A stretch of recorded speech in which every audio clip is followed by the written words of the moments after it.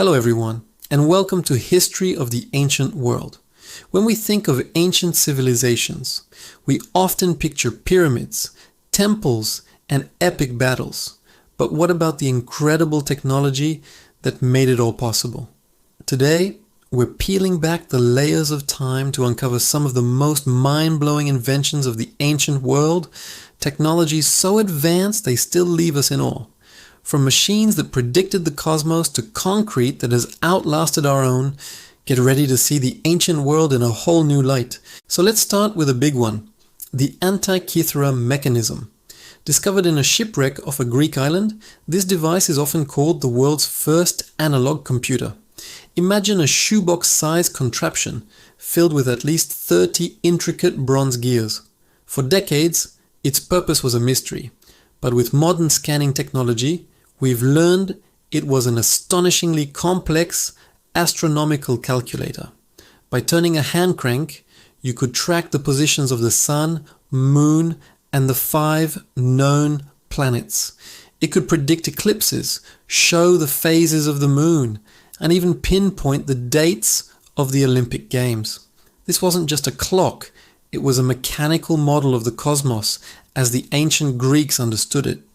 Built over 2,000 years ago, its level of miniaturization and complexity wouldn't be seen again for more than 1,000 years. It completely redefines what we thought was possible for ancient engineering. Now let's travel from Greece to the heart of the Roman Empire. Roman cities were bustling hubs of activity, and to support their massive populations, they needed something revolutionary. Roman concrete. You might be thinking, concrete? What's so special about that? Well, Roman concrete, or opus caementitium, was a game changer. Unlike modern concrete, which can degrade in decades, Roman structures like the Pantheon and the Colosseum are still standing strong after 2 millennia. What was their secret? They used a mix of volcanic ash, lime, and seawater. This combination created a unique chemical reaction. When salt water seeped into cracks in the concrete, it actually caused new crystals to grow, effectively healing the structure and making it even stronger over time. Modern scientists are still studying this incredible self-healing material, hoping to replicate its longevity for our own infrastructure.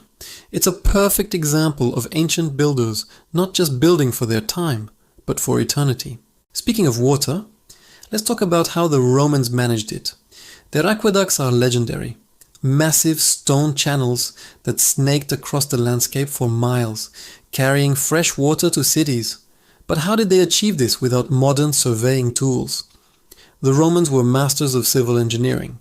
They used simple tools like the chorobates, a long piece of wood with a water channel carved in the top to ensure a precise, gentle gradient. This slope was crucial. Too steep and the water would erode the channel. Too shallow and it would stagnate. Over hundreds of miles, they maintained a consistent drop of just a few inches per 100 feet. This allowed gravity alone to deliver millions of gallons of water daily for public baths, fountains, and private homes.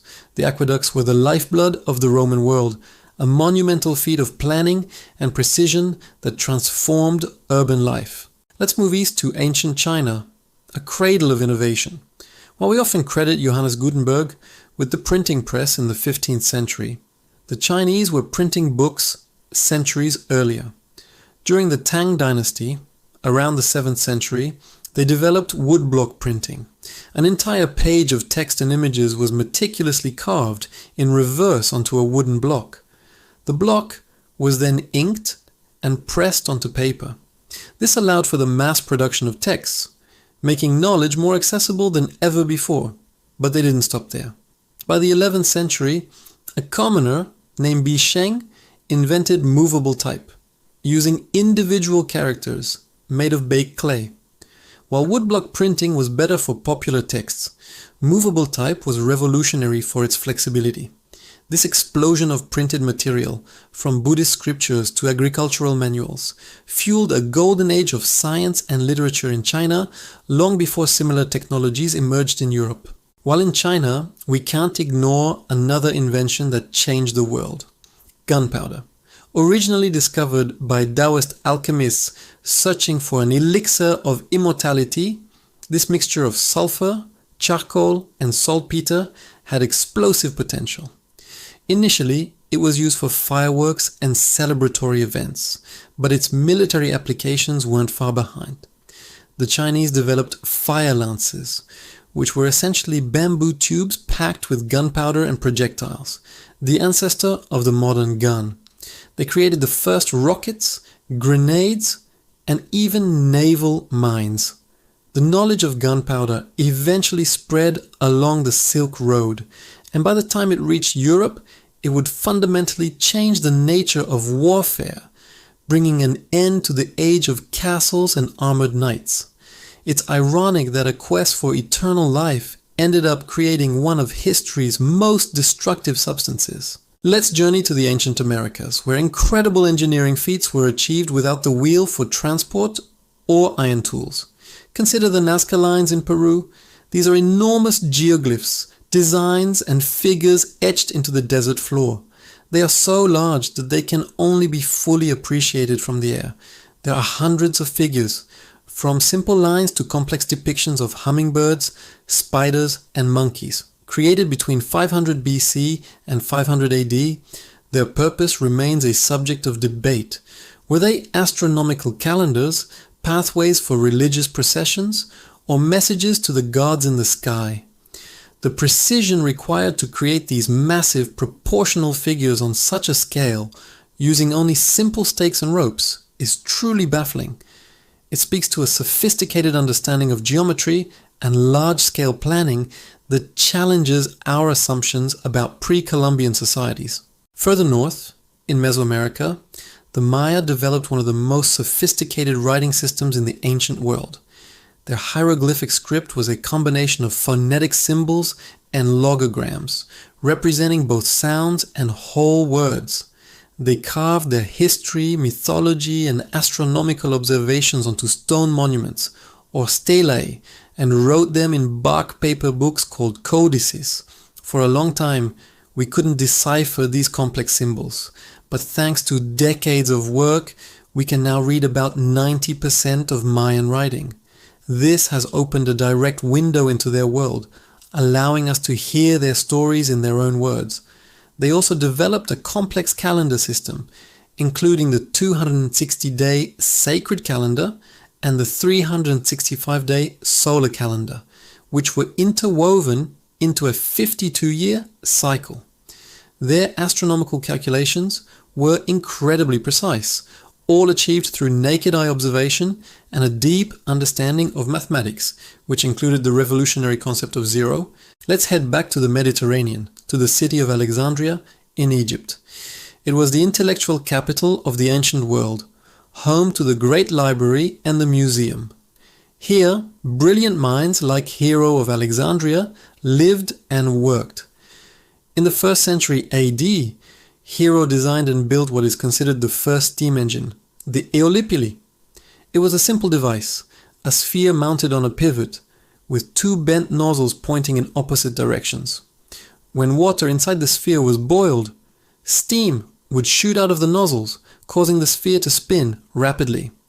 While it was mostly treated as a novelty or a temple marvel, it demonstrated a clear understanding of the principles of steam power, nearly 1,700 years before the Industrial Revolution. It makes you wonder what might have happened if they had recognized its potential to do mechanical work. The world could look very different today. Finally, we can't talk about ancient tech without mentioning Damascus steel. Famed in the Middle East from about the 3rd century to the 17th century, swords made from this metal were legendary. They were said to be so sharp they could cut a silk scarf, falling through the air, and so strong they could cleave through lesser swords without dulling. The secret was in the forging process and the unique raw material, a Wootz steel imported from India. This steel contained carbide nanotubes and nanowires, a form of nanotechnology. The intricate forging techniques distributed these carbon structures throughout the blade, creating a material that was both incredibly hard and remarkably flexible. The exact recipe for making true Damascus steel was a closely guarded secret, and sadly, it was lost to time. Modern metallurgists have tried to replicate it, and while they've come close, the full ancient method remains one of history's great unsolved mysteries. From analog computers in Greece to self-healing concrete in Rome, from movable type in China to nanotechnology in Damascus, the ancient world was far more technologically advanced than we often give it credit for. These inventions weren't just primitive curiosities. They were sophisticated solutions to complex problems, built on centuries of observation, experimentation, and genius. They show us that the drive to innovate, to understand our world and to shape it, is a fundamental part of the human story. What ancient technology do you find most fascinating? Let me know down in the comments. Thanks so much for joining me on this journey through the history of the ancient world. If you enjoyed this video, please give it a thumbs up and subscribe for more deep dives into the past. See you next time.